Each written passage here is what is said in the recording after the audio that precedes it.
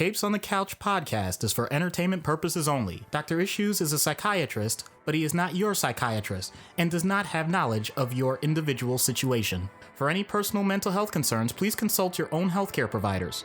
For medical emergencies, please call 911 or the designated number in your area immediately. Remember that you are not alone and help is out there.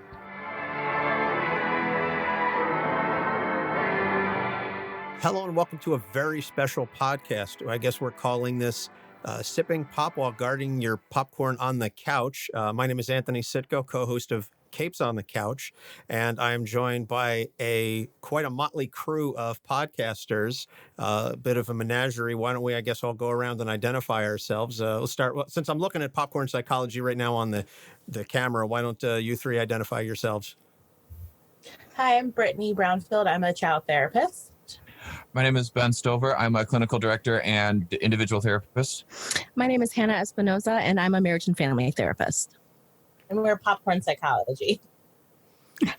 And then next, I guess we'll switch over to Anna from Freudian Sips. Hello, I'm Anna from Freudian Sips. I am a licensed professional counselor in Illinois, and I am representing myself and my lovely mother who cannot be with us today. And then we will go over to Pop Psych 101. Hi, I'm Mike from Pop Psych 101. I am uneducated. Me too! But I'm the co-host of Pop Psych 101, and I'm bipolar, which is like what I do on the show, I guess. Does that make sense? Yeah. Okay, and then we got counts. And then we've got Project That's my Guardians. angle. Yes. Hello. We are Project Guardians, formerly. We now GuardiansMH. We are a 501c nonprofit for the mental health awareness and gaming community. My name is Alex, also known as Sentinel Dad. Professionally, I'm a malpractice investigator. I'm Dr. Goku. I'm a resident in psychology and the clinical director at GuardiansMH. Yeah, and I'm Joe, and I am the unprofessional average Joe. All right. There's more. You're not alone. No, I trained in various different crisis intervention preventions. I'm also a crisis counselor with Crisis Text Line, and continuing my own education in the mental health field. Excellent. Well, thank you all for joining this group that I sort of put out a clarion call on Twitter. I think that's how we all sort of interacted and met with each other was through Twitter. My show, Capes on the Couch, my co-host, Doc Issues, is a board-certified psychiatrist. So like some of you, I am not a professional licensed. I'm not a mental health professional. I'm an attorney by trade, but I'm just somebody who really loves comic books. And unfortunately, Doc could not join us today because his work has been absolutely ridiculous. He got a new position, and then I think everything just went to hell from there. And sadly for him, good for his bank account, sad for him personally. But so we That's what also happens when you take on more responsibility. Yes. And also what happens when one of your, the doctors in your ER gets assaulted by a patient and has to leave work for a couple of days. Then you end up having to carry the load, which, unfortunately happened. So in any case, I got you all sort of together because we all play in very similar sandboxes when it comes to the topics of our shows. And I thought it might be fun to sort of discuss I guess, what brought us into the field, why we care so much about mental health, and why we all opted to create podcasts to discuss it. And then sort of discuss, I know several of us, several of the podcasts here look at the intersection of mental health and various aspects of pop culture. And so we can discuss sort of the progression of the depictions of mental health through our respective chosen, I guess, areas, as well as personal stories. So I guess I'll start with myself. Since I'm talking and no one seems to be interrupting me. We're all listening so intently. I am not that interesting to listen to, I swear. We specifically said, though, try not to interrupt. Okay, that's true. I did say that. So we're just following your rules, Anthony. I know. I'm sorry. So I also think there's a certain amount of irony in saying I'm not interesting to listen to, but you have a podcast. Own it, man. Well, isn't that what we all think? I don't think. I think think I'm fascinating. I don't know. I'm what amazing. Wow. Yeah, There you go. I think we're actually kind of awesome. So Yeah. There's Agreed. there's just so much humility floating around right now. I know, seriously, it's amazing that your heads have all managed to fit in the frames of the video that I'm looking at on the podcast. You must have amazing neck muscles. Important for mental health. So I don't know how many humble people operate podcasts, just as a rule. There you go. Probably true. Fair enough. So Fair enough. So in any case, Doc and I started this about a year and a half ago or so because we were driving to Pittsburgh for a Tough Mudder, and we were talking about how we've always wanted to talk about the intersection of mental health and its depiction in comic books. And we thought about a book, and we thought about a couple of different things, and we settled on a podcast because Doc wanted to retain some semblance of anonymity with his professional life. And also I have a radio background. And so we thought that would be a good marriage of the two. And it just sort of spiraled from there. And the show started as a way to show the differences between what certain characters are alleged to have in terms of their mental health. Like, oh, this character is bipolar, or this character has schizophrenia.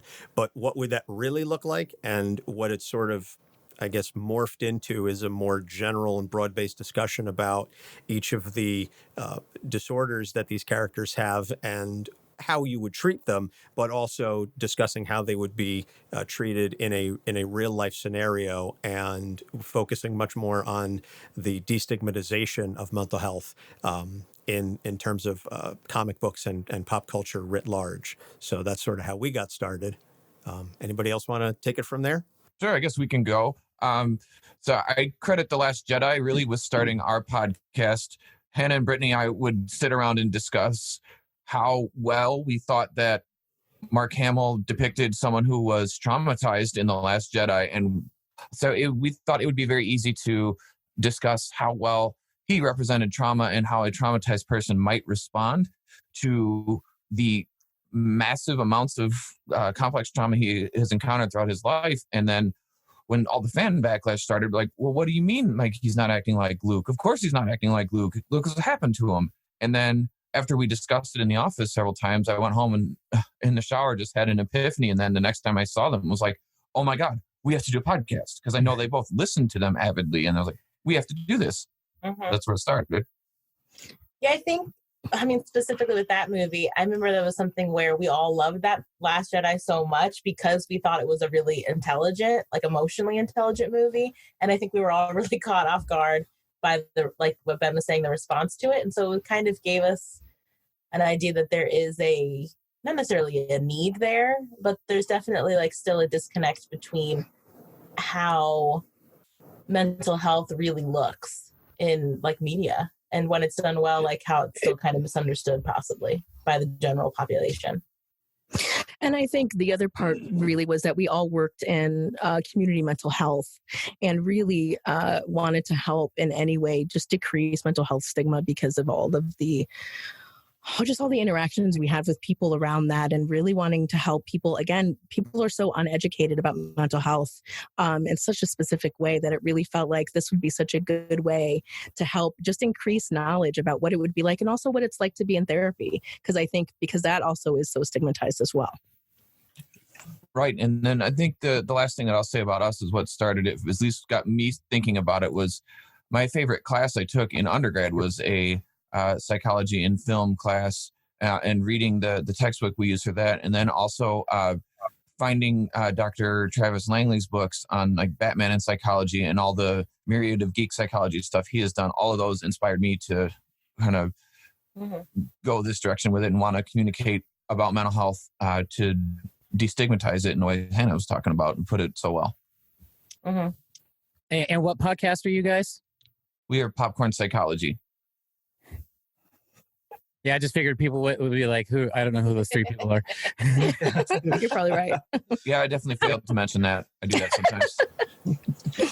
You always have to plug the show. Come on. Yeah. So, Anna, I guess why don't you jump in then? That's good that I get to go right after Popcorn Psychology, because I'm angry at Popcorn Psychology for doing the podcast that I want to do. I love movies, and I wish I could have done a podcast about mental health in movies. So I love listening to you guys just because you talk about stuff and you talk about it so well that I can't be too mad at you, I guess. But I one of the reasons that we wanted to start a podcast mainly is just because we talk about this stuff anyway. One of the things that I love about I'm Freudian Sips, by the way. I was about to say it. Gotcha. I am also Freudian Sips with my mom, Bonnie. She can't be here today, but we are always getting together and we're always talking about new concepts and we're talking about different theories in psychology. And eventually it just got to this point where like, we should be recording this and maybe other people will want to listen to this as well, because I really love that when we do these weekly episodes on the various things we talk about, that I always learn something. And I feel like a really important part of being in this field is just constantly learning and constantly growing and constantly, expanding our minds and our own viewpoints. So I think it's really cool that we've given ourselves an opportunity to do that every week. And very much like you, Anthony, my mom has a background in radio. So we were able to kind of join those two ideas and start something that we hope people like listening to as much as we like doing it. I think you guys are a hoot and a half. It's always a pleasure to listen to the way the two of you interact and play back and forth with each other. We are not quite as directed as some of you guys. Like I really admire that you guys have this, like, we talk about this and we talk about these things and how they, go with mental health. And we're just like, let's talk about a person this week. Let's talk about an idea. I don't know. Guardians? Yes. We are the GuardiansMH podcast. We actually just changed our name from Project Guardians since we established our 501c3 nonprofit. The new name is awesome. Congrats. Thank you. It took a lot arguing with the state of New York trying to get the proper nonprofit name. But the podcast is an ancillary item for us. Like we started off, Joe and I did charity streams for a couple of years, just back and forth for different causes. And I think Joe asked me, he goes, so what are we going to do next? I was like, I think I want to do something with mental health. And we were just started right away. I personally, I had a struggle. I'm a suicide survivor. So that kind of fueled my passion for it. And so we started this. We said, all right, well, let's do a mental health awareness stream. And like, as we got closer to it was picking up a lot of steam. Like a lot of people were really into it. It's like, all right, well, maybe we'll make this like a yearly thing, or we'll do different causes every few months. And that's what we did. And that evolved into a mental health awareness community specifically for the video gaming community. And eventually that just kind of evolved, and we said, you know what, let's go all in. And the podcast was simply just another avenue for talking about mental health, for trying to break that stigma. And, we definitely gear it towards the video gaming community, but it's for all. We do talk about pop culture on our show every episode. We also do by Dr. Goku, because he's the one that can form a consistent thought one moment at a time. That's probably why he's a doctor. Just saying. I mean, he's got a lot of student debt, but whatever.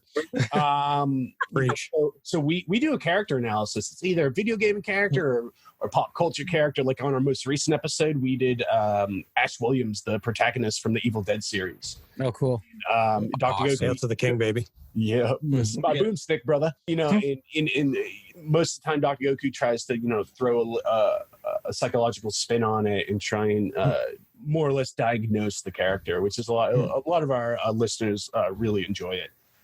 So again, the podcast is another avenue for getting it out there, and we just try and have fun with it. Especially for the video gaming community, which has, thankfully, in 2019 is being less stigmatized as we go on. It's a diverse set of people that are playing this, and it's not 20-year-old guys in their mom's basement anymore. And to play off that more, video games have an incredible potential to become powerful tools that can change the way people think about mental health. I mean, they can create this experience like no other.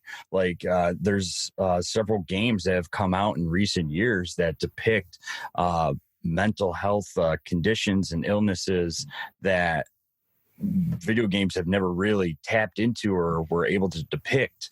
The one that really comes to mind is Hellblade. Exactly. You need a really deep dive into that one. That one was amazing. As far as Psychosis is concerned. And then we're going to steal a few seconds and plug our friend Ken Hall. Joe, I mean, he's a Canadian, and he's forming this game that's almost like an action and a card game where you're the whole synopsis of the game is that you're a soldier and you are supposed to manage your squad's mental health. Yep. The mental health aspect of the characters plays just as much of a factor as the fighting in the game. So what's the game called? It's Destiny Sword. And that's Destiny from Sword. That sounds awesome. Yep, it's from go ahead, Alex. Yeah, it's from Two Dogs Games, and they also partnered with a veterans organization up in Canada to get real feedback on the psyche of a soldier in the midst of combat. Yeah, they partnered with Spartan Wellness, if I remember correctly. Yes, right? Yep, absolutely. Wow. Right. But no, so that's kind of the click or the medium that we were trying to go for. Again, it was just another medium to talk about mental health. You know, we also have like several other programs in our wheel for like peer support, real-time support. We do have some mental health professionals such as Dr. Goku in our community Discord. So people at any time 24/7 be like, hey, I'm having a problem, can I talk to someone?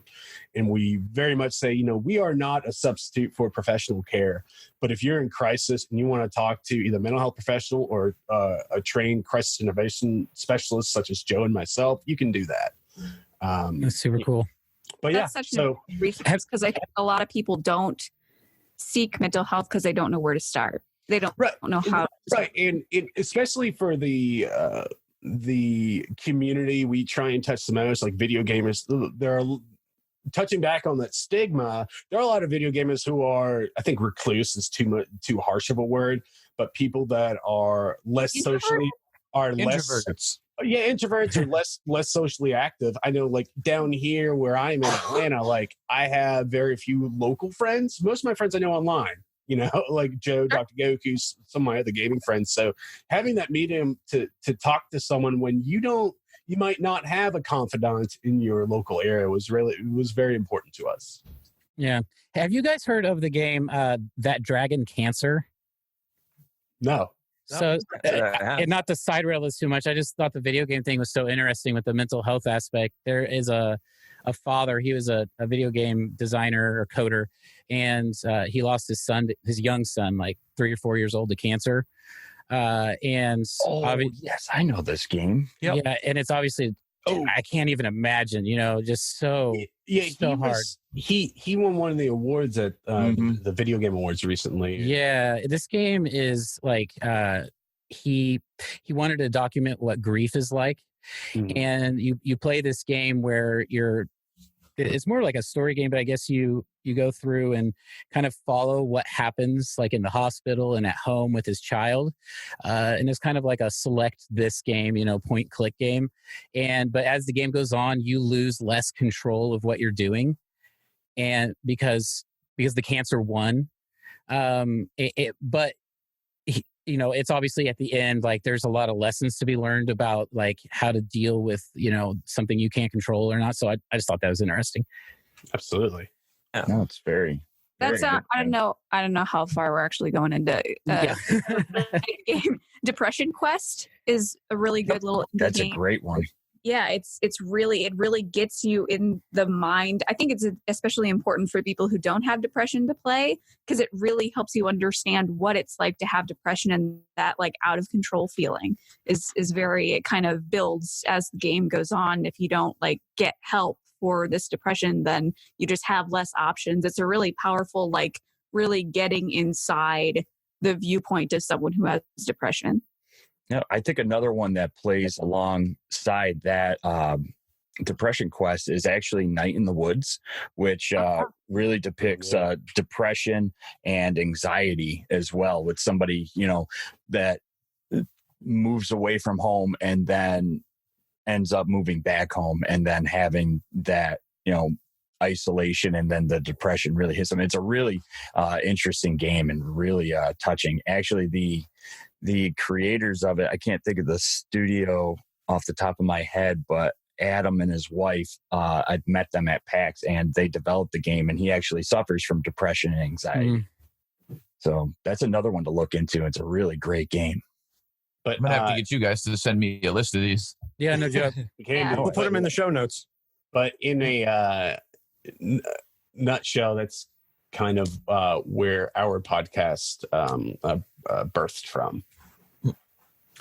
I think not only that was a great story, but also a lot of good tips and potential following games for some of the listeners of this podcast. So even if you're not super into gaming, I'm sure there's a video game out there in that lengthy list that might interest you. So, Mike, I think you're the only one who didn't get a chance to go on sort of where Pop Psych 101 came from. Sure. So yeah, Mike, co-host of Pop Psych 101. We're a lot like Popcorn Psychology. I call them a sister podcast. There's a few of us that are really similar with concept, but I think we all execute it like dramatically differently. And it's just cool because there's just so much information, and it's easy to get into with the movies and stuff, but we do mental health in movies, books, television, and we do news and stuff as well. But like I said up top, like kind of my angle on it is that I do have bipolar disorder, and I host my podcast with a therapist who lives in New Jersey, and we met like randomly online. I'm like an audio guy, just like an audio file, and his show was out there, and I ended up hearing it, and I kind of got the sense that he needed help with his sound, and he had another podcast he was doing, and I just offered my assistance, like editing his podcast for free, as a kind of like pay it forward to mental health, because he was doing good work for free, and I just thought he needed to be heard, and we sort of formed a friendship that way. And then he wanted to expand that show, and he ended up deciding that he made a list of things and was like, put it out on a poll on a Facebook group, like a podcaster support group, and it had like a whole bunch of ideas for segments for a show he wanted to do on that current show, and one of them was the movies, books, and TV like sort of angle. And I was like one of the only ones that was like, yes, do that. And eventually he just like emailed me and was like, do you want to like make a different show and just do that? And I was like, yeah, that would be amazing. And for me, like getting into it is like, I'm obsessed with creating.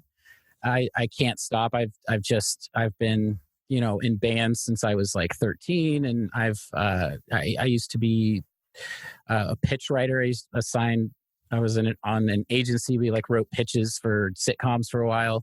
We got fired and nothing. Yeah, it was terrible. We were, it was, no one ever picked anything up there, but yeah, I've done just so much different kind of things. And this is just like the next avenue for me to do something creative.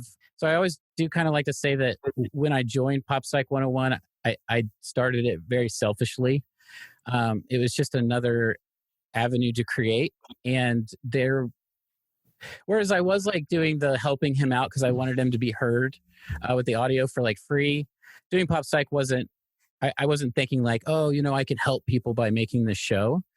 I just kind of thought, I'm going to do this fun thing for me. But then we released our third episode.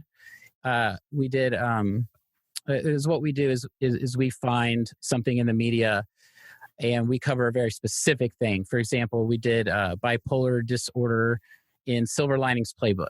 So we talked about their depiction of bipolar disorder. and whether or not it was accurate. And that's kind of our angle. Like things are portrayed this way. Is it accurate or not? And if it's not, what does it actually look like? So we talked about that movie, and Ryan was just enthused that he thought it was like such a great portrayal. Well, I have bipolar disorder, and I didn't think it was the best portrayal. It is up until a point in Silver Linings Playbook, but if you really pay attention in the third act, his mental illness just disappears, and they don't ever talk about it again. It's like he's cured because he found Jennifer Lawrence. Because of the power of love. Yeah. Yeah, the power of love. And which is a trope you see over and over. Like Betty and June's a good example of that. Yeah. And it's just like Johnny Depp and she's fine. She can live independently all of a sudden. Yep. And so we, like, Ryan had an opinion, and like by the end of the episode, he was like, whoa, I didn't think about that. But what ended up happening was we had to record the episode twice because, and I hate this word, but I kept getting triggered. Oh, sure. And I had a really hard time talking about like the intensity of his bipolar disorder that was being portrayed. And I just kept like stumbling over my words, and I couldn't think, and I was asking terrible questions. And, I'm an editor. So at the end, I was like, I think this is salvageable. And he's like, okay. And what I ended up doing is I just put it out without any edits in it, because it just felt like this really happened to me. I was triggered by these events that reminded me of me. Anyway, the point of that is, apparently that reached people. We just we kind of just rocketed after that.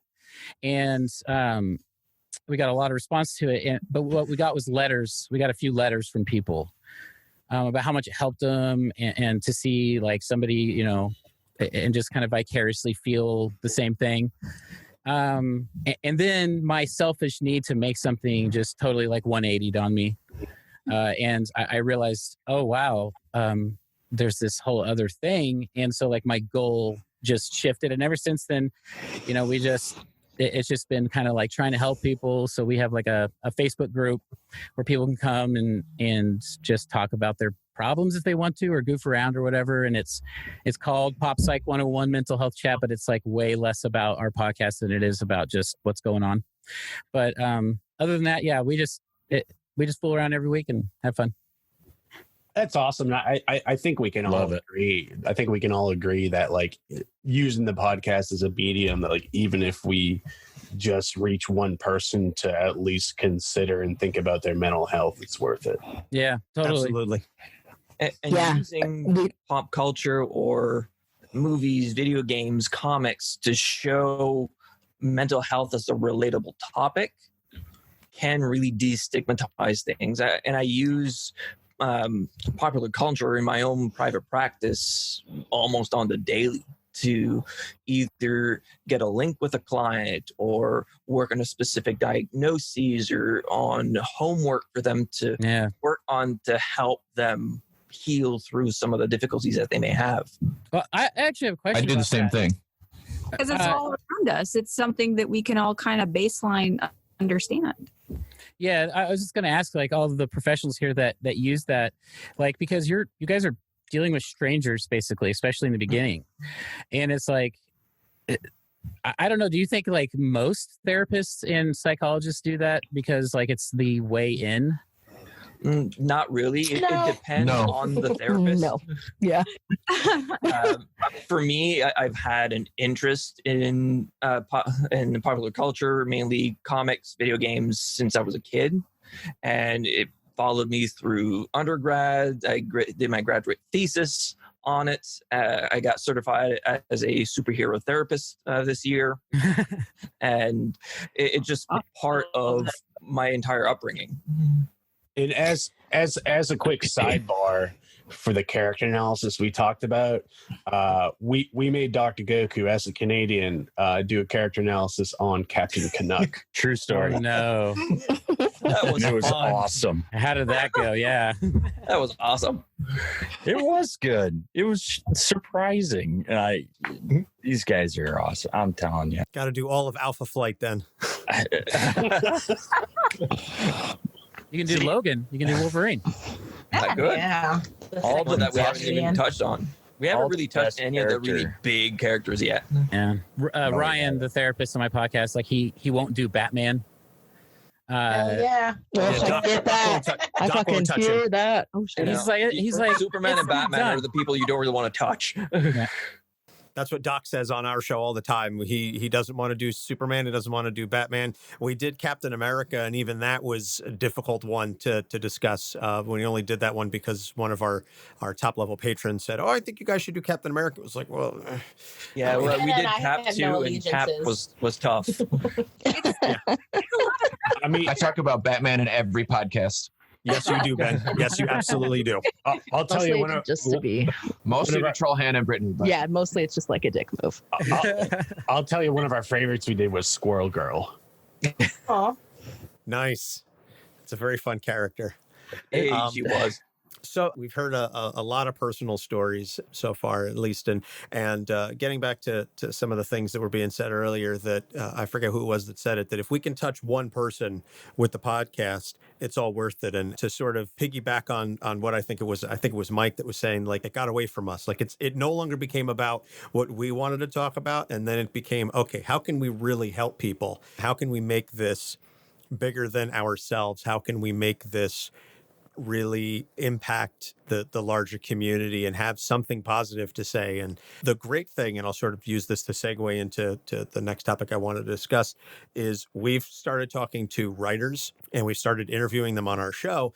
And what I've really been fascinated with is this notion that the writers nowadays have really started to take a lot of the mental health considerations into their writing, and that they focus much more on really humanizing these characters, because back when comic books started in like the 30s and 40s, it was tautological. Good guys were good because they were good. Bad guys were bad because they were bad. Like that was it. It was black and white. There wasn't a whole lot of gray there.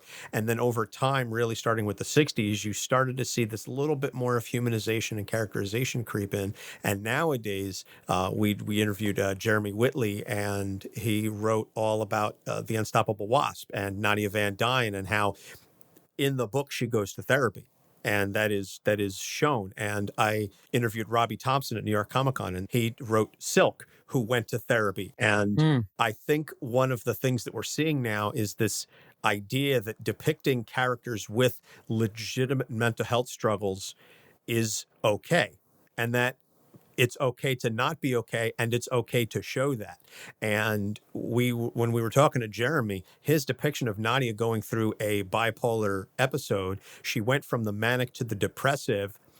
The time frame was slightly compressed, but the depiction itself was incredibly realistic and did such a service to show what that is really like. And that bipolar disorder is not two-face flipping a coin, that there's actual depth to it. And so what we've seen over the years, and certainly in recent history, is a much more realistic portrayal of mental health struggles in comic books. And I think it's for the better. And I think that if someone reading these books sees the characters going through this and they're like, wow, they're a superhero and they can do all these things, and yet they're struggling, and they're going to therapy, then if I'm struggling, I can go to therapy, because if they need help, and they're like a superhero, then sort of like it makes them more human, and it can impact people. And that's what we like to talk about on the show.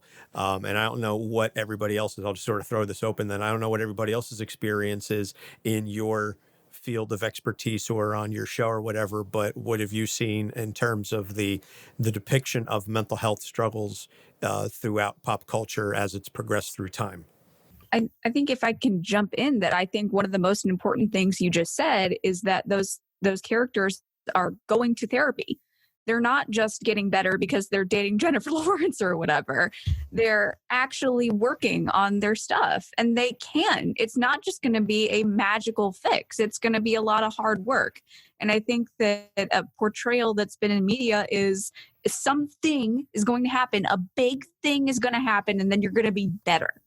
And that's not how it works. And I think the more that media depicts that it is a journey instead of just an event, I think that gives people hope that just because they're not better after they go to therapy 1 or 2 times or something big happens, that it's like, well, then I'm not going to be better ever. Right. Because it's not like, like bipolar disorder or like a personality disorder is going away. It's got to be managed. It's not this like 3-act thing and, woohoo and all that kind of stuff.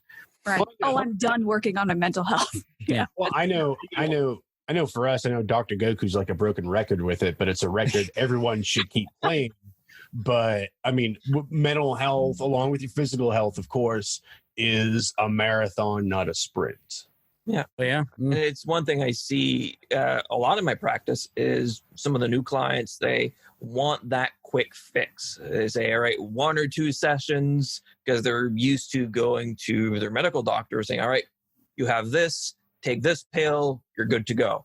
Yeah. And they expect kind of the same thing within therapy and not seeing it as, okay, this is going to take 6, 12 sessions or a year or more. Mm-hmm. And unfortunately, I know in the US and Canada, we kind of have different systems, but they're still rather similar in terms of insurances, in terms of mental health. To go see a mental health professional, most insurance companies pay for 3, 4, if you're lucky. It's treated as a luxury, not a need. Yeah, and it's something that you can do some work in 3 or 4, but you're not really going to get to the root of the issue and completely help the person manage what's going on. Yeah, well, one thing I've said repeatedly, and I've said to my wife, who's started going to therapy, is recovery is not linear, and I think that's another important thing that a lot of people miss. That if they're improving, quote unquote, or that they're managing it better, and then they have an off day, all of a sudden, oh well, I guess this didn't work or whatever. No, you're having a bad day.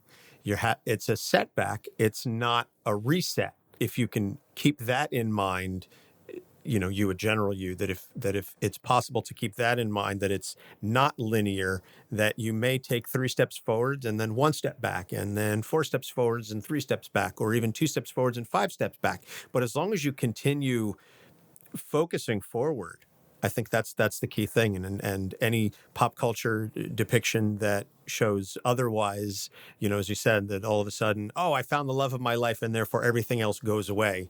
Mm-hmm. That's not how this works. That's not how any of this works. Well, I know that Hannah and I actually watched Carrie last night, and there's a line in it where The original or the remake? The original. The original. Where Sue, the main non-Carrie character, goes through this whole big trauma of, all of her class dying and stuff, spoilers. And the mom said on the phone to her friend, well, the doctor said she's so young that she won't even remember this. And she's 18 years old. She's a teenager. And so that in itself is kind of the old school mentality that once something happens to us, we can just get over it. Get over it. Or after long enough, it won't affect us anymore.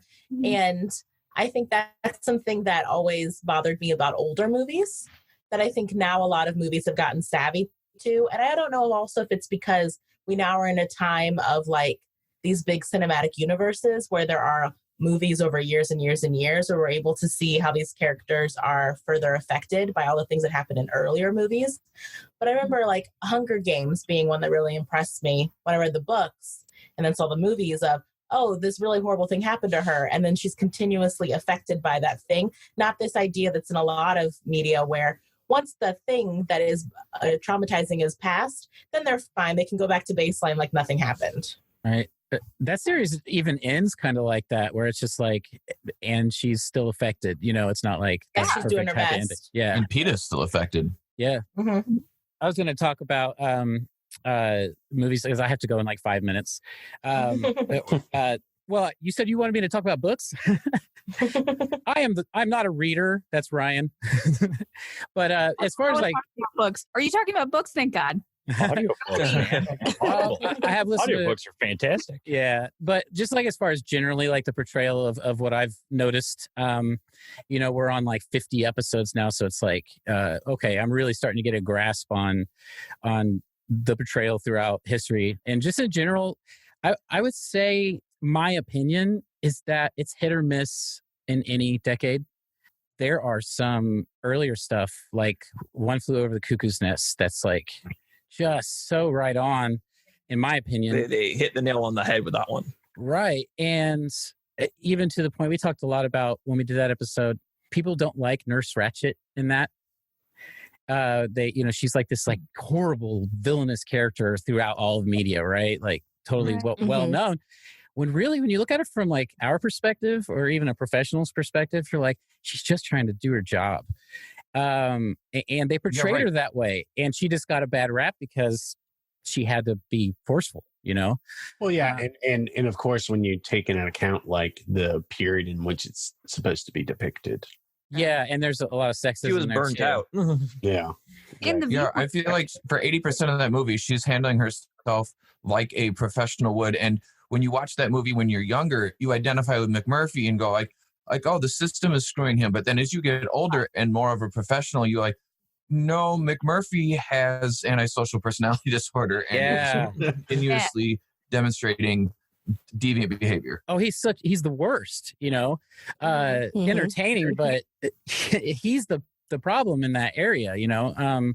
But just there's stuff that's so good in different decades, and then there's stuff that's just so wildly off that. But that's the important thing that we have to look at with media and the depiction of mental health is who is the viewpoint character? Who are we supposed to be identifying with right now? Who is the one telling the story? Where do all these factors come into play? How it's being framed? I mean, if we're supposed to identify with the person experiencing the mental health problems, then is it being depicted in a way that is both relatable but understanding and gentle but also as harsh as it needs to be? I mean, there's a really difficult balance to walk. I agree. And I think something that I want to touch on with mental health in media is something we touch on our show a lot because it makes all three of us bananas, is that you either see someone in therapy and then everything's okay after a few sessions, or they talk to a therapist once and like, oh, I'm okay now. And it's like, hold on, the epiphany in one session. Therapy and mental health meds aren't like taking a dose of antibiotic. You can't take a course of meds for a little while and then be healed and be better. Or then the therapist is going to say something so mind-blowing in that session. It's going to get to like the very core of your being and like alter your whole brain chemistry. Right. I've had more than one person say, I thought this was going to be more like Goodwill Hunting. Gosh, right. Where, we sit and stare at each other till we have a breakthrough moment and choke each other against a wall. But you see, the other thing is that you see so many of, this therapist is actually your hidden love interest, and they were actually the person who you were supposed to be with. And you see that trope over and over and over again, and it drives me nuts. Oh, yeah. And that's like the most unethical. I couldn't even imagine a real life therapist. I'm sure it's happened a bunch of times, but it's against the law. As a malpractice, investigator, a lot. Wow. Yeah. You'd be shocked. Yeah, it does happen. We talk about it. What episode? We talk it in our episode of Step Brothers. We really go to town on everything. Yeah, we talk about it. Well, one of the things that I, like as a supervisor, I get trained to look at is the statistics of like what the ethical complaints actually come in as and what people get busted for. And, I'm sure like you as a investigator, you see a different side of it than I do. But the side that I see, at least in our state, past couple of years, is that it's not as rampant as media makes it seem. It does happen, but the range of complaints is of 20, there's maybe 2 instances where that gets to complaint, and then the other 16 are complaints about people not completing CEUs, which are continuing education, and then 2 more are people who didn't pay their taxes, and they find you for that.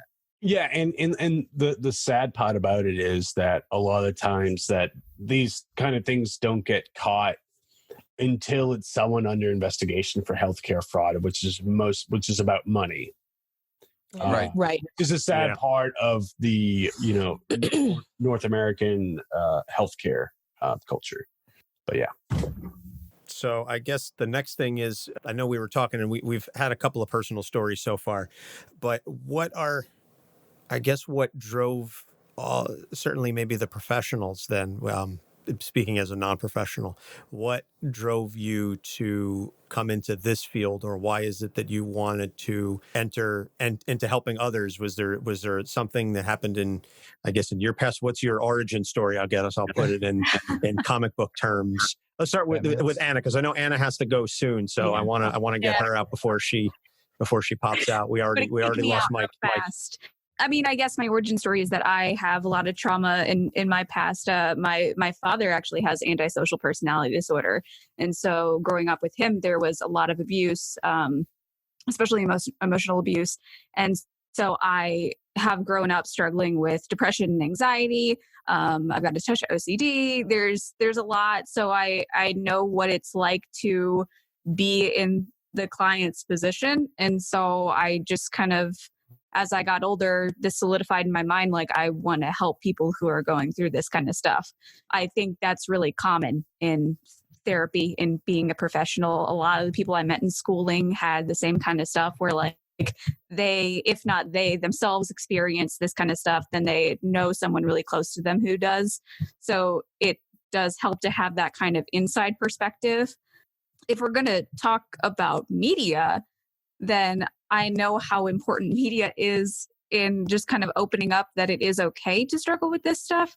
I don't know if you guys are aware of the book Speak by Laurie Halse Anderson, but that I read that when I was really young. I want to say like 13 or 12. And it depicts someone who goes through, she's raped, and she goes through kind of the trauma of dealing with it and being really quiet about it and kind of getting to this place where she can get help for it. And I've never gone through that myself, but I related to her in how she was handling her trauma and just being able to read. And she was, like I said, she was the viewpoint character.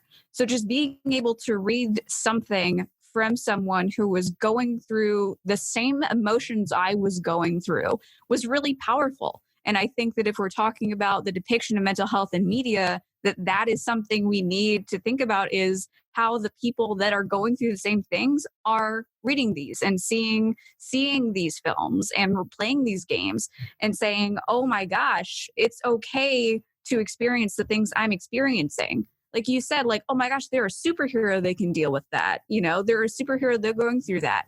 It's important for us to see that it's just a thing that we experience as humans. Yeah, it's a thing that happens to us. It's not a defining attribute of who we are. Exactly. Yeah, it's just a thing, and things happen. Very well said. Very, very well stated. Yeah, I do think it's important that there are those sort of positive depictions of people with various disorders and issues in media, because we as a species like to look for ourselves, and we are looking for someone to relate to in media. And so if we can find ourselves in that and we say, okay, well, if they're going through it, then I can do that. But do it in a positive way. And yeah. I think that's helpful. One important thing that's happening in media, and Ben, you kind of touched on this when you talked about The Last Jedi, is I think people were caught off guard by how Luke was being portrayed as someone who's gone through a lot and is dealing with that trauma. It's because the movie didn't say like, look at this person who's dealing with trauma. It's not a movie about trauma, but there is a character who is explicitly experiencing it.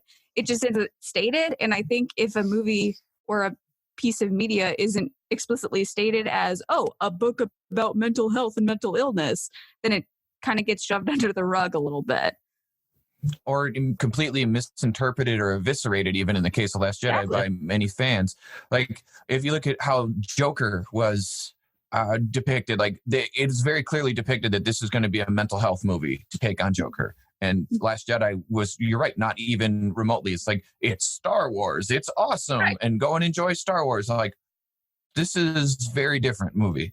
This is a very different movie. They ruined my Luke. You know, those people.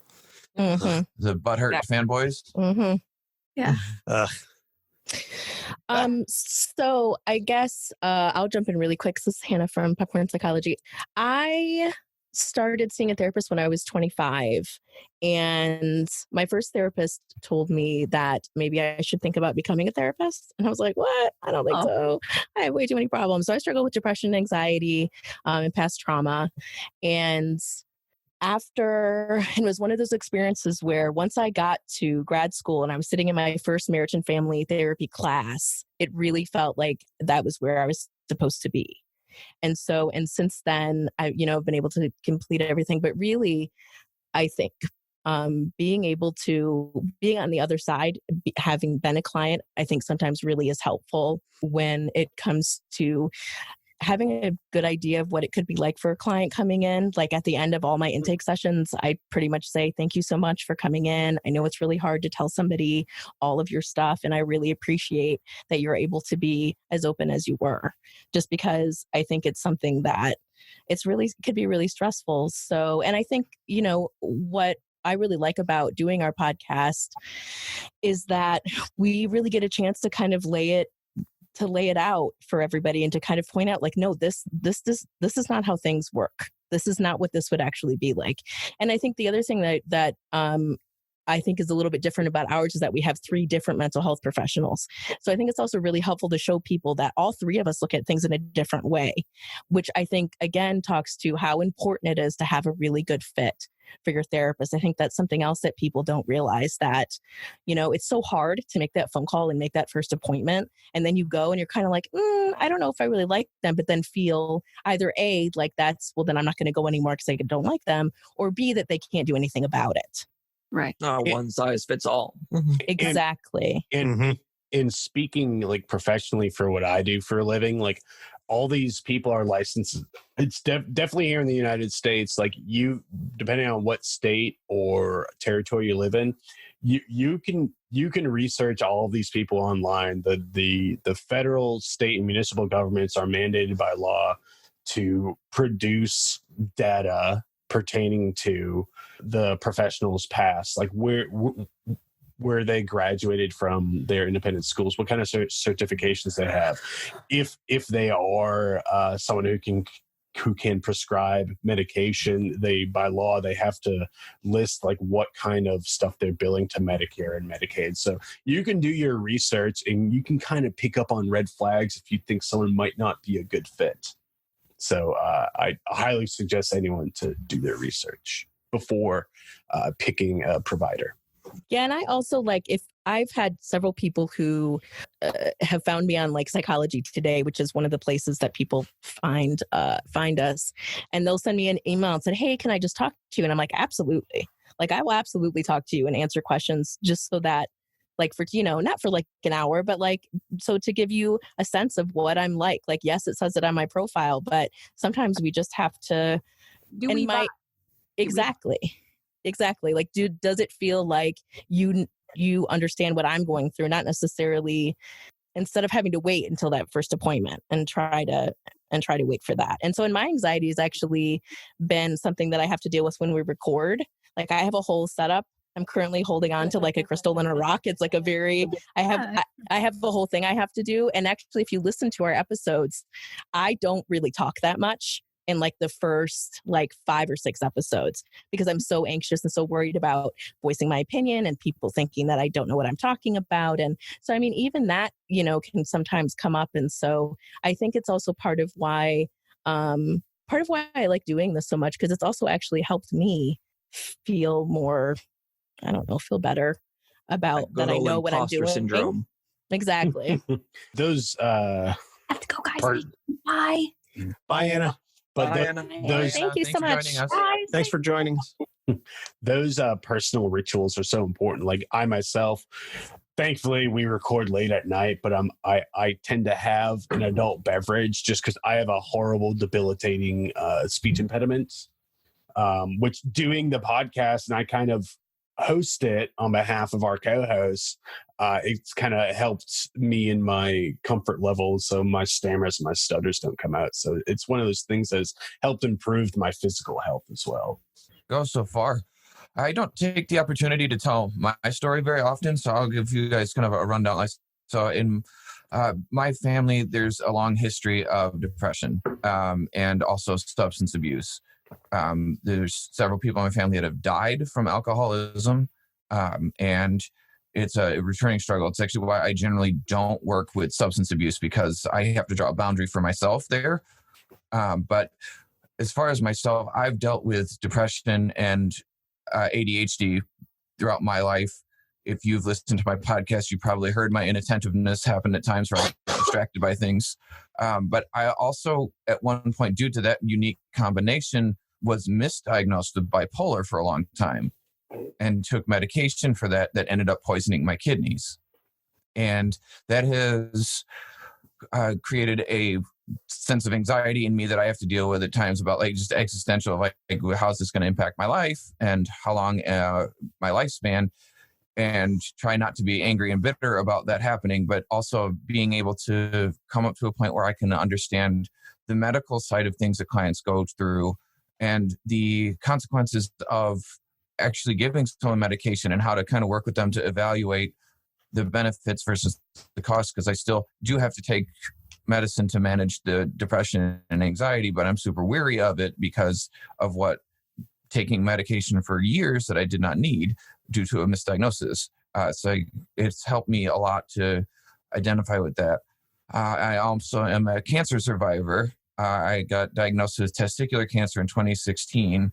Fortunately, I didn't have to go through chemo and all of that, but I did have to go through the process of realizing that my body might be trying to kill me and it might impact my ability to have children, and had to deal with that. And I've also had, while in grad school, dealt with a depressive episode that derailed me for a year of school, and have now gone through a point where people like, while in school were saying like, oh, I don't know, like, do you think you can make it through this program? And I said, yes, I don't quit. And now I've accelerated myself to where I've been one of the youngest managers promoted at my various jobs, and have been a clinical director for a while because of the perspective and determination I've been able to have, and have been able to use my resources to go to therapy and to take medications and have supports throughout my life that have helped me to find a perspective and skills needed to succeed despite having diagnosis and history of family mental illness. I mean, I can jump in now. This is Brittany from Popcorn Psych. That was Ben because he didn't say his name. I do that. See, the incentiveness. I don't have like an awareness of why I wanted to be a therapist. It's just something I kind of wanted to do for as long as I can remember. But there was no big like where I saw therapists as a kid, or I knew anyone who saw therapy. I don't know if like I saw something on Sally Jesse Raphael when I was little and it like brought something into my brain about the psychology. So I remember even like when you're like in elementary school and they make you like write down what you want to be when you grow up, I'd always put like a psychologist, but I have no cognizant idea where that came from, but it stuck with me obviously all the way till now, because I didn't even start going to therapy myself for like anxiety and some like depressive symptoms until I was in my 30s, but I've been doing that now for 2 years and it's been one of the best things I've ever done. So I don't have a super weighty origin story going into psychology, other than it just was something that very much interested me and something I've always been, I don't know, it's so dorky to say like I felt a calling towards it because that's so dorky. It's not dorky at all. I think it does feel like something I was always supposed to do and something I always thought about doing. Like I had Barbies that did like group therapy and I don't even know where I saw that. I have no idea where. That's what I say. It must have been a talk show or something, or like maybe it was on Days of Our Lives. I don't know. But that's kind of the long and the short of my backstory. Guardians, guys? Well, I guess I can jump in. I haven't told my story too much, but when I was a kid, me and my family were involved in a rather big car accident that led me to suffer from trauma, anxiety, and go see a child psychologist when I was a kid. That really helped me. And growing up, I had some issues with anxiety, depression, where pop culture, mainly some of those Saturday morning TV shows, so the Batman the Animated Series, Ghostbusters, Ninja Turtles really helped me through it. And I had some difficulties through undergrad and grad school with depressive episodes that I've been in and out of therapy for the better part of my life. That has greatly helped me be where I am now. Wow. So, Joe, you got anything you want to? I think you're the last one. Am I really? No. No, yeah. I mean, my history is, it's not very grand or anything. I suffered from anxiety in an extreme way. I was actually medicated for several years for it and would go through panic attacks. And I've always been a very outgoing person. I always try my best to help others and this and that, but I just couldn't help myself. And then I started communicating more with people about, in my network to, take better care of myself. And that's when I reached out to my doctor and everything. And eventually I was able to work myself into a self-care plan, and then actually got off the anxiety medicine and have just been kind of dedicating my free time to educating myself as much as I can, where, with having a family and a day job and doing all the things that we all do and love to do, but educating myself more with mental health. And the more I learn, I figure I could pay forward to helping others. So I might not be a doctor, but I do my very best to get as many certifications and trainings and network with for great resources and do my best. Right now, I'm currently about 60 hours in on a 200-hour volunteering with a crisis text line as one of their crisis counselors. So several times a week, I'm on that platform assisting people going through immediate crisis.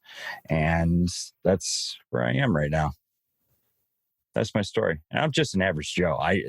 Don't be fooled by my name. It is real. Like, I am an average Joe. Joe, you're going through training to be a crisis counselor. Trust me, there's nothing average about that. That is incredibly honorable and one of the most commendable things that you can do, because you are, literally putting yourself on the front lines there in dealing with folks that are in crisis. And I have a friend who does crisis hotline for sex abuse and things of that nature, and the stuff that she has to hear. And she is herself a recovering, someone who's gone through a great amount of trauma in her past. And folks like that, and I tip my hat to Doc, who's not here. I tell him all the time, and to all of you, both the professionals and the non-professionals, just everybody who does this. It's yeoman's work. My origin story, so to speak, I've posted about it on the site, and I've spoken about it. I was suicidally depressed in high school, and I did have a epiphany of sorts. I know we just spent like a whole hour talking about how you don't have this one event and clarifies everything for you, and it didn't clarify everything, but it did give me a sorely needed perspective. Long story short, that there was a kid in this. I was a junior, he was a senior, and he died in a car accident. And over the weekend, and we had come into school the next day, or I guess that Monday, and my religion teacher was talking to us, because I went to a Catholic high school, about the incident and how we were all coping with it. And he said, well, Tony's not going to get to graduate, and Tony's not going to get to do this, and Tony's not going to get to do all those things. And in high school, everybody knew me as Tony. And it occurred to me, like, had I killed myself, had I committed suicide, he would be talking about me. And just sort of from my perspective, that's how I heard it, and that's how it impacted me. And I was I look back on it now, and the fact that I didn't just flee the room sobbing hysterically, or I didn't just have an immediate breakdown in the classroom. I don't know how that didn't happen, but from then on, like I think about him from time to time, and I think about the impact that sadly that his death has had on my life. And so always trying to do everything I can to help others and to live a life that is worth celebrating, and paying it forward as much as possible. And so in whatever small way that I can do that, and this is like 20 years on now, 21 years basically, that it's been since that incident, that I think back on that, and the trajectory that my life has taken since then has been vastly different. And I know the signs now. And to some of the other points is I am currently researching therapists because I do want to talk to somebody, because I've spoken about depression as my recurring villain. To put it in the comic book terms that a lot of folks can understand is, depression is my recurring villain that he's never gone away. He'll be locked up in Arkham Asylum or what have you for a while, and I can manage it. But then eventually he breaks out and he wreaks havoc on my life, and it's not always easy to do that. And as a father now, I have a 6-month-old at home. My sister always says that having a child makes you deal with your stuff, makes you face your baggage more than anything. And I know we've got some parents in this chat, and I'm sure you understand that all of a sudden you realize you think you have everything figured out until you realize that you have to model for someone else. You have to model your life for someone else, and you go, oh, I don't want them to be, oh God, I have all these things that I haven't grappled with or I haven't chosen to face, but now I don't want my child to end up like that. So now I have to figure it out so that they don't have to go through the same stuff that I went through. So that's sort of my origin story, as it were. To piggyback on what you said there, Anthony, it's one thing with mental health professionals. I always say to a lot of clients is sometimes do as I say, not necessarily as I do, because sometimes we aren't the best models for proper mental health. I try to be as much as I can, but sometimes it's not the way kind of life revolves around. No, and so I understand that. Yeah. Yeah. So knowing that we are not infallible, we are human, and we're going to have off days, and it happens. And it's something. Oh, go ahead, son. I was just going to say, to piggy on your piggy. What, like the moment you, like as a father, I have a 9 and a 6-year-old. Like once you accept that you have to manage that unwanted companion, that is your mental health. Once you kind of accept that, you can kind of get on an even-keeled plane in order to navigate parenthood, in my experience, at least. In ACT therapy, one example they give is the therapist and the client are both climbing a mountain. The difference is the therapist is on a different mountain than the client, and they may be a little higher up so they can see a different path for the other person. But that therapist is still climbing their own mountain. I really like that analogy. And I certainly, acknowledge, and Doc would certainly agree with me, that just because you're a mental health professional doesn't mean that you are free of any, anything that you're a PhD or you're an MD or, you're a psychiatrist, psychologist, what have you. You've got it all figured out. Like, I know that's not the case. And Doc will certainly tell you he is far from an infallible human being. And he's been my best friend for over 20 years. And if anybody knows he's not infallible, believe me, it's me. But, I know that. And I think that that's an important thing that it's all about destigmatizing and breaking that down and understanding that therapists are people too. And therapists have to talk to somebody. I'm sure that the professionals in this room or in this chat, many of you probably talk to coworkers or you have your own therapist. I mean, is that a correct statement, I guess? Yep. It's certainly not uncommon for us to do that. Like I first had a therapist when I was 13, and I've gone back off and on as needed, but it's definitely common for us to either seek supervision to work through like professional side of things and the difficulties we may get from clients, or to seek professional counseling from another therapist on our own for our own issues. And it's important to be able to find the balance for that, because some issues are professional and others are personal, and you have to be able to figure out who's the right person to talk to for each of those different circumstances. Yeah, I mean, I won't ever be a therapist who doesn't have a therapist. I always have to have one, just for myself. I think it's the way that I am, and trying to be really aware, and just having somebody I can talk to about professional, just like you said, Ben, professional and personal things, and how sometimes, again, having somebody come in who, like, I want to help because I wanted to be able to help my sister or something like that, and being able to go to a professional that I already have a relationship with and say, man, I'm really struggling with, like, trying to have my own boundaries around what I should be doing as a professional and what I want to do personally, because I want to try to solve this feeling that I have, that I've carried for such a long time. So I've been in therapy for about 10 years now, and have an established therapist here in Chicago that I will probably see forever for that reason. All right. I guess, I know we talked about the depiction, and sort of planning this, we talked about the depictions of mental health. We wanted to touch on some personal stories, and I think we've done an excellent job of that. Is there anything else, I think, for our listeners? We've sort of been navel gazing a little bit. Not that there's anything necessarily wrong with that, but for our listeners, I guess, what's something that you all want to reach, since we are obviously all reaching people that may not necessarily be listening to our show specifically, but maybe somebody who hasn't heard Capes on the Couch, but you're a fan of Popcorn Psychology, or Pop Psych 101, and you're being introduced to Guardians listeners, etc. I guess what do you want to say to the listeners, both as maybe a professional or the non-professionals in the room, that hasn't been said already?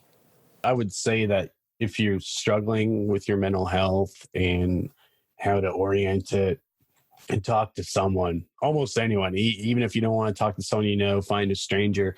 If you don't want to talk on the phone or in person, text 741-741, the crisis text line. Just start conversing and make that leap forward if you want to address your mental health. Know that it's okay to not be okay. It's something that I say almost every day. And I would say, because we kind of what Anna was saying earlier, a lot of the movies we talk about on Popcorn Psychology aren't quote unquote mental health movies. Like, we purposely pick movies that are more like blockbuster mainstream movies that maybe no one would ever think of in terms of mental health, to kind of convey the message that mental health is everywhere, even when you're not looking. And so to help, like I said, anyone who's listening, that it's not as isolating as you think, and it's not as weird as you think. Like, mental health isn't everywhere, it's in all things. And as long as we start really seeing it, then it's less of, that person down the street who goes to a therapist, or that one cousin who goes to a therapist. Like, mental health is everywhere. Yeah, one of the things we always like to say is, I don't know if you guys saw, I jumped back on. Welcome back. Thank you. Is mental health is health. Brian always likes to say, like, he wants it to get to a point where it's like, okay, the same thing as I have a broken ankle or some sort of ailment. Like, it's treated the same way. It's so common to have issues with your mental health. I mean, it's super hard being a human, being like conscious, like, not to get too like philosophical, but just being so aware as we are, it's just tough. So it's really common to have problems with your mental health. But mental health is even just being healthy. It's something to take care of. So yeah. I'll piggyback here too. Is that I think the thing that I want to communicate most is that, like everyone's saying, is don't suffer in silence. If something is going on, there are people out there who can help. And it's, if it's too hard to talk to people that or to feel like you're vulnerable or to reveal anything, it's okay to take your time and research therapists. There's lots of us out there. There's lots of different perspectives. There's lots of modalities. There's lots of ways that people can help you and can be there for you so that you don't have to be alone. It's not weakness, it's strength. To seek help is not weakness at all. And it doesn't mean that something is permanently wrong with you or that something is broken inside of you. It might mean that you need some support getting through something. It may mean you have something that's going to be something that needs to be worked on and managed forever. It may mean that, but what is better to do is to be managing it as opposed to pretending it's not there. Because if you pretend it's not there, the things that are going wrong will keep going on, whether you acknowledge them or not. And to have the opportunity to do things a little bit better and have someone guide you through that and help you through that can really make a big difference in your life. Another thing is like specifically because we all do a lot of pop culture stuff and we focus on accuracy, like I said before, but because it's so prevalent, we hear mental health a lot more these days, mental health awareness. But if you see like a specific portrayal, like I always tell people I know now to just be a little skeptical of a like fantastical portrayal of mental health, like dissociative identity disorder. It's always like this awesome plot thing for movies and stuff, but like if you see mental health and it's like so super scary, like it might not be exactly the way the movie's showing you. So if you're questioning it, like just look it up on Google and see if it's even similar at all. The one thing I'll jump in here and say is I saw something recently on Facebook that I had to laugh, and we're talking about the destigmatization. Is it said like boomers like whispering, oh that I think our neighbor, she went to ... therapy. Yeah. And then millennials in all caps, OMG, y'all, guess what my therapist just told me?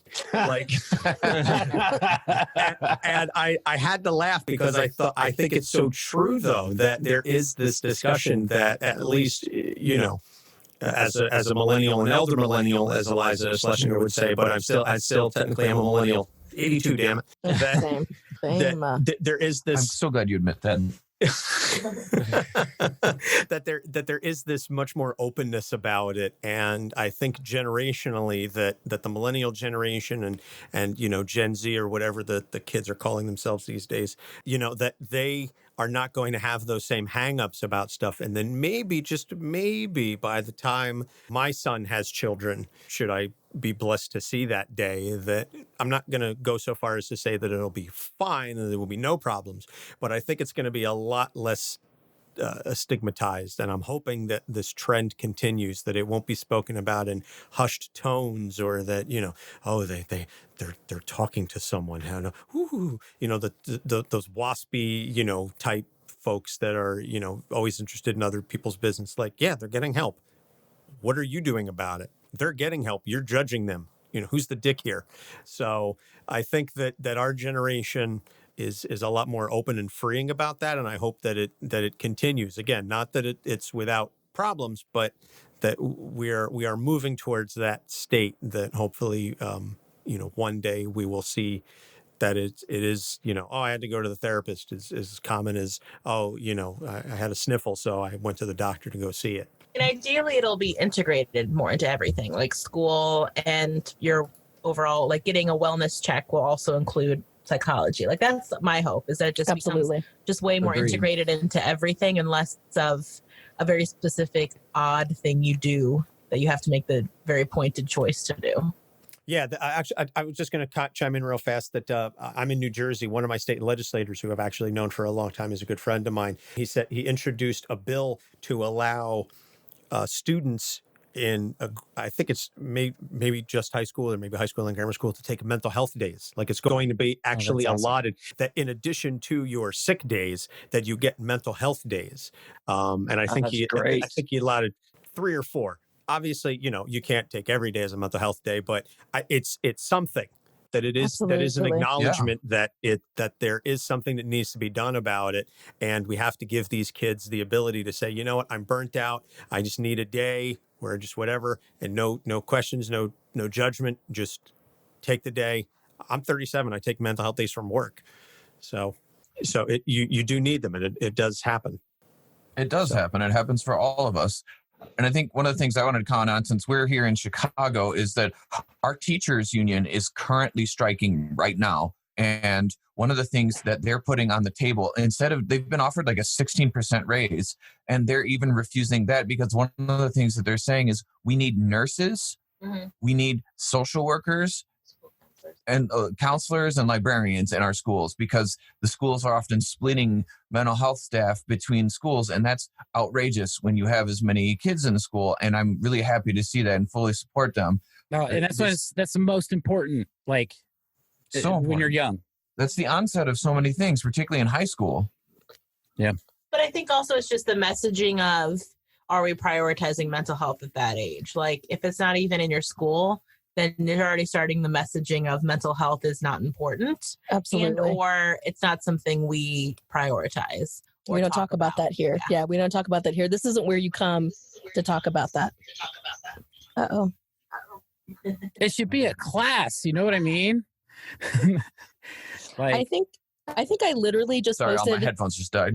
Just posted on Twitter a couple days ago how some legislator somewhere said some shit about how they need to worry about peer.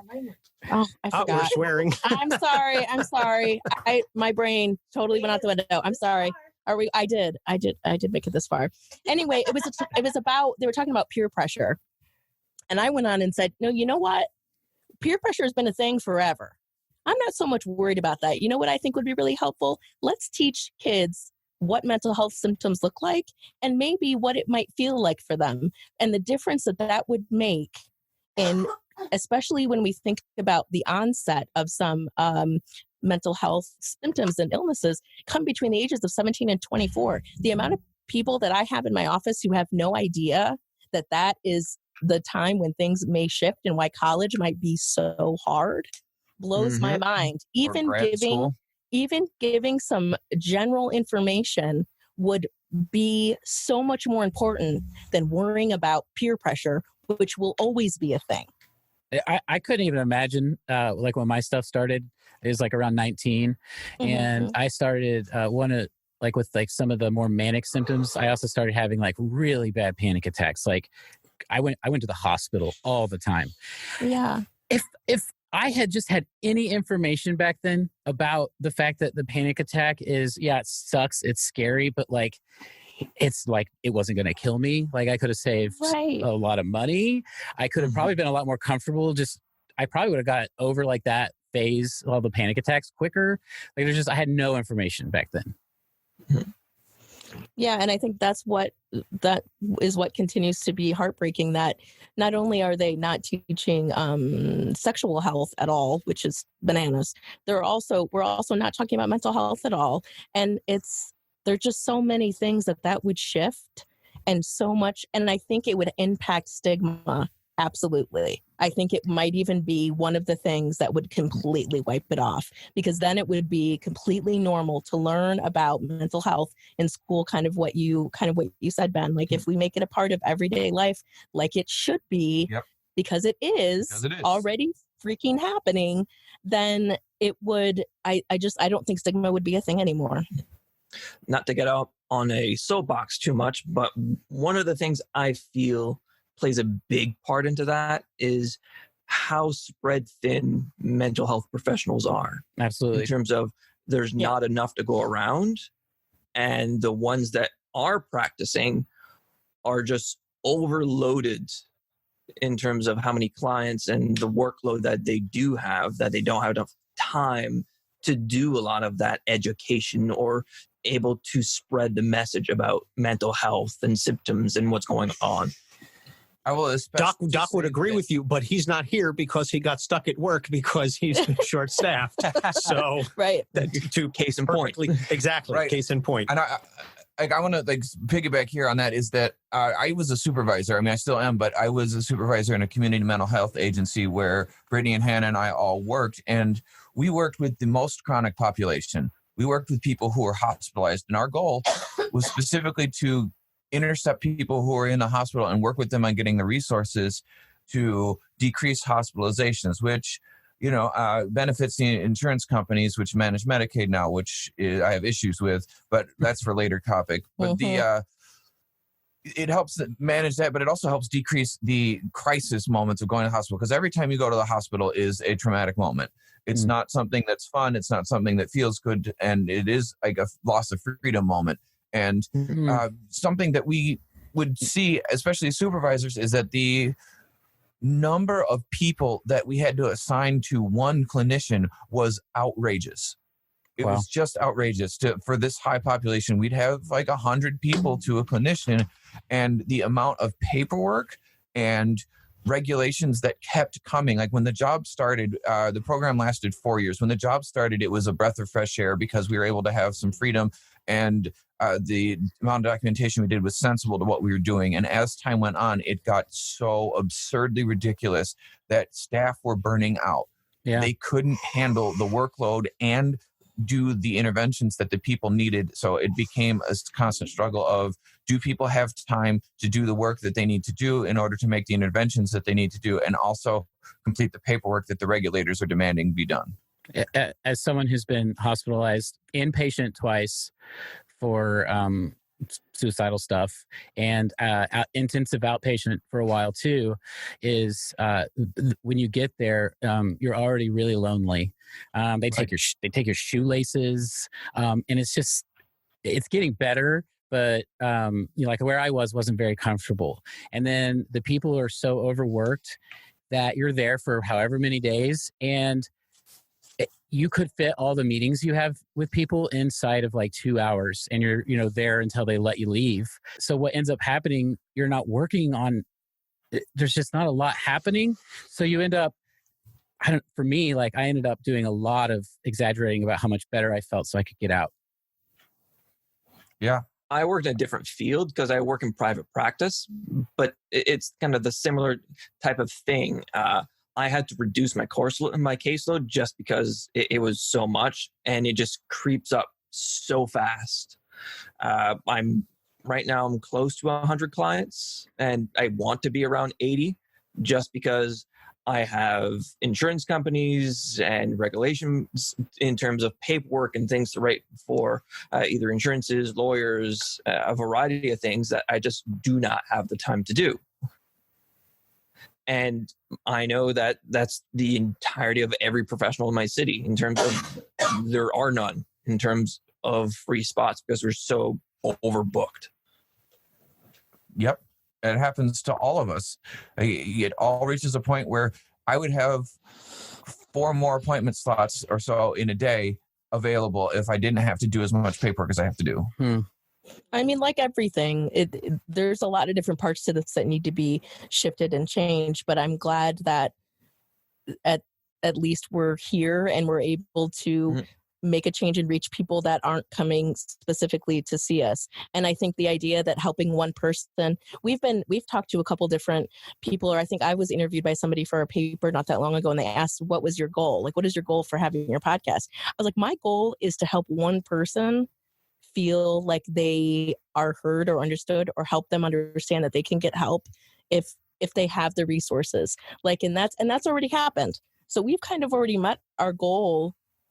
And so just continuing this and being able to, do something like this where we can all talk about it together and kind of show people, look, there's all different parts to this, but we're all here to help. And we know that the resources aren't where they need to be. And hopefully by doing something like this and reaching out to different kinds of professionals, that we can find a way to make a shift in policy to make these things easier. Your mouth to God's ears. Hannah, did I see you kind of like squirm when they were talking about millennials in 82? Yes. Okay. So I'm 83 and I feel like I'm in the same boat as you. So I wanted to give a quick thing. I read an article. This is like 2 days ago. Some study or something came out, and some professional somewhere is now naming like between 77 and 83 is no longer a millennial. We are now called Zennials because we're exactly like a Gen X mixed with millennials. That makes me feel much better. Much better. Got a subcategory. I think it goes to 85 or 87. Oh, does it? Okay. The people who grew up with, the computer age and tapes and know what floppy disks are. Yeah. Yeah, that's right. And VHS. But then also like ushered in social media and stuff. Yeah. Right. Had AOL and went through the evolution from AOL to Facebook. You're still a millennial. I didn't have an AOL, Ben, so shut up. I did have AOL.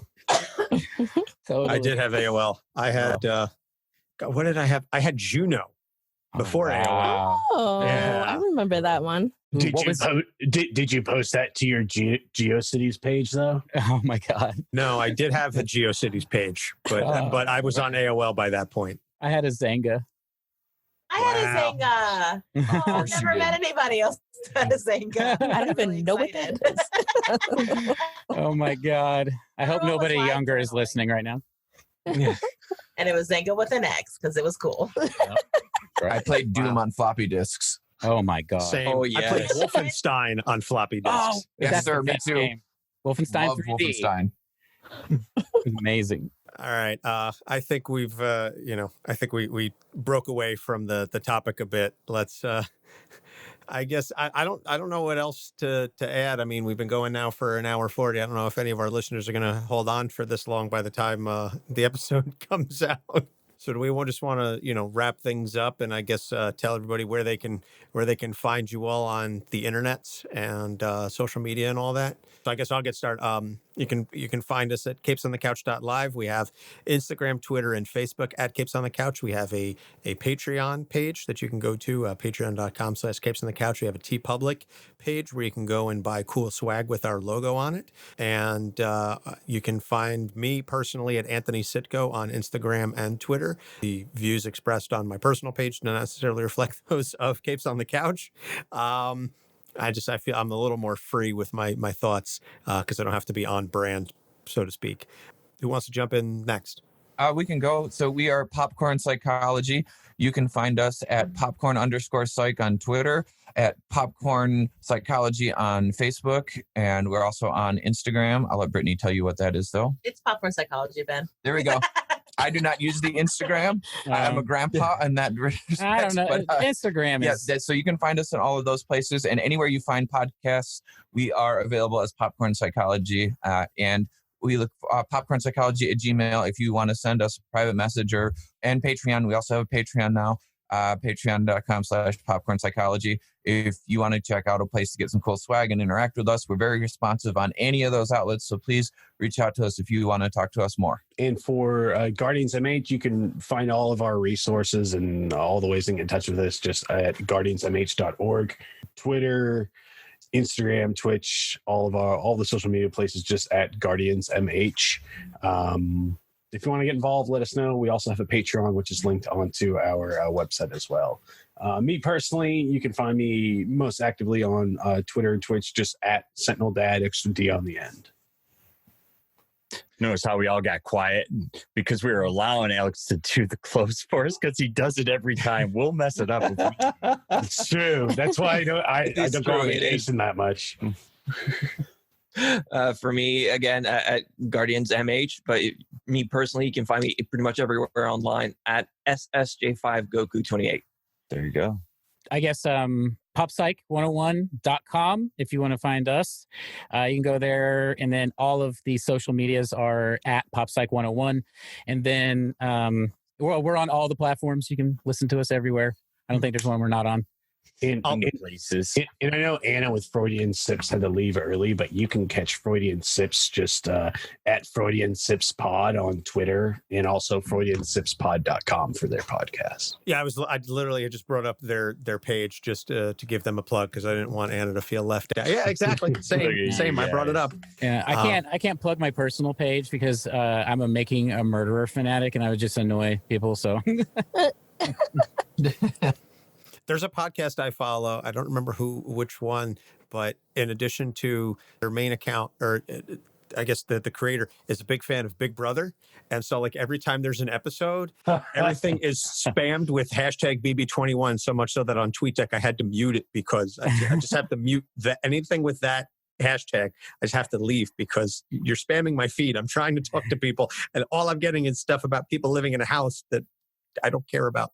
So I guess that's going to wrap it up then. So thank you all to everyone for joining this and for answering my call to arms, so to speak.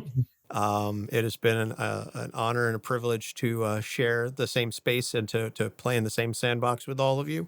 And I hope that we can all do this again. And, maybe this can lead to smaller groups. Now, the Avengers have formed, and we've had the thing. Now maybe certain Avengers can pop up in other Avengers movies. So some crossovers.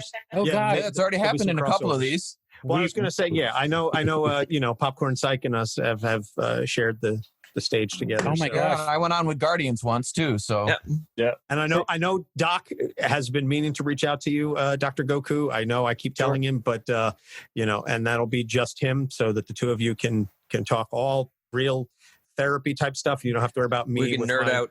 Yeah, exactly. You can nerd out and you don't have to worry about me going there. Well, I don't know what these things are. I just feel like such an idiot whenever Doc goes off on his stuff because I'm not the professional.